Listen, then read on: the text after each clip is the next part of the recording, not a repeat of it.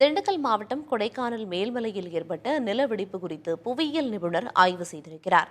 கொடைக்கானல் ஆனைமலை புலிகள் காப்பக எல்லைக்குள் அமைந்துள்ள மேல்மலை கிளாவரை கிராமங்களுக்கு இடையேயான வனப்பகுதியில் 200 அடி நீளத்துக்கும் மேல் நிலத்தில் பிளவு ஏற்பட்டுள்ளது.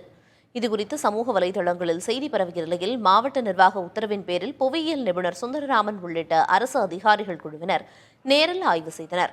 வெடிப்பின் தன்மை, ஆழத்தின் நீளம் உள்ளிட்டவற்றை அளவீடு செய்தனர்.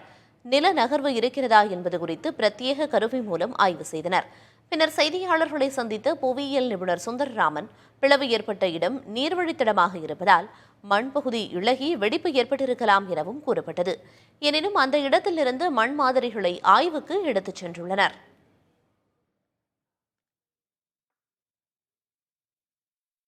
இன்னைக்கு முதல் கட்டமாக ஆய்வு பண்ணியிருக்கிறோம். அதில் பார்த்தீங்கன்னாக்கா அது தோராயமாக ஒரு 82 மீட்டர் நீளத்துக்கு ஒரு லேண்ட் ஃபிஷர் மாதிரி இருக்குது. அந்த ஃபிஷர் இருக்கிற இடம் பார்த்தீங்கன்னாக்கா ஒரு ஓடை, அக்ரிகல்ச்சர் பர்பஸுக்காக தண்ணி எடுத்துகிட்டு போகிற ஒரு ஓடையில் அந்த ஃபிஷர் டெவலப் ஆகிருக்கு. இது பார்த்தீங்கன்னாக்கா சாயில் கவர் தான். ஃபுல் டெப்த்து அதிகபட்ச ஆழம் மெஷர் பண்ணதில் 5 மீட்டர் இருக்குது. ஃபுல்லுமே பார்த்தீங்கன்னாக்கா சாயில் கவர் தான் இருக்குது.